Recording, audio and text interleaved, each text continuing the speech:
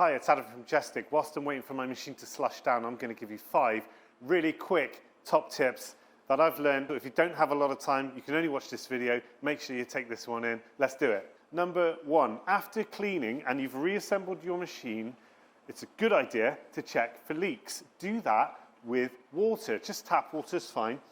Fill it to above the level of this seal and you'll know straight away whether or not you've set the tank housing back on correctly. Then just dump the water back out into a container and then fill it with your mix. It's a good way of avoiding getting sticky syrup everywhere if you've not set that back on correctly. I've learned that one the hard way. Number 2, what should you do with your slush machine overnight or when you're closed? It's not really a great idea to keep it slushing because you're basically wasting energy. Some people will decant the mix into a container and put that in the fridge, but that's not ideal either because you're handling products, you're handling food product, then you need to put it back in. What I would suggest is using cold mode. There's already a refrigeration mode built into the machine. It's really easy to do.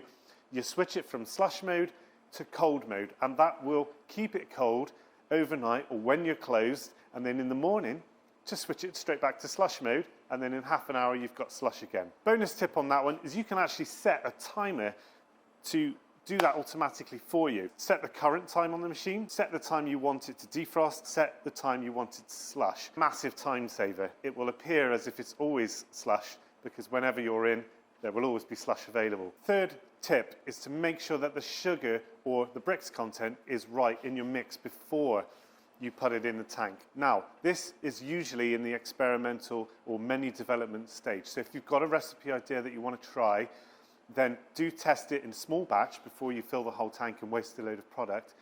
Brix content is going to be covered in another video, but essentially it's a measurement of how much sugar is in the mix. Now, I've just put some of this blue bubblegum flavour into my pipette. I'm just going to show you how that works. You put that on the refractometer, you look through it, and it will tell you that the Brix content on the blue bubblegum is 15. What we're looking for ideally with Elmeco is anywhere between 12 and 22. If you're not sure about that, obviously that's what we're here for. We can help you with that at Jestic at one of our test kitchens in a drinks development session. Number 4 is about the right nozzle for the right mix. Now you've got 2 nozzles which are included in your Elmeco. This one here, which is for dense slush mix, it pours it out nice and wide and leaves a nice peak on the top of your drink. So if you're thinking about a frozen margarita or a pina colada, you want that visual appeal, a nice peak on the top, that's the one you want to go for. For thinner, more liquid recipes, this nozzle is going to be your best friend. This one prevents any kind of splashback and it's more for your liquid recipes with a few ice crystals in there, no problem. Very easy to change the nozzles depending on what recipe you need. Final tip, number 5, is to keep the tank topped up. In between busy periods, you're going to want to make sure you've got some mix ready to go and ready to top that tank up. One thing that will happen when it gets too low is the light on the tank will start flashing at you. So it will let you know, actually, it's time to top up the mix. The recovery time is pretty quick, as long as you keep topping it up little and often.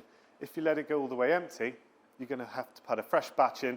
It's going to take a little bit longer. So we don't want any interruption in service. Keep it topped up little and often. So that's it for my 5 top tips. If you've got any questions, please do leave a comment or get in touch with us. It's info@jestic.co.uk and I'll see you next time. Cheers.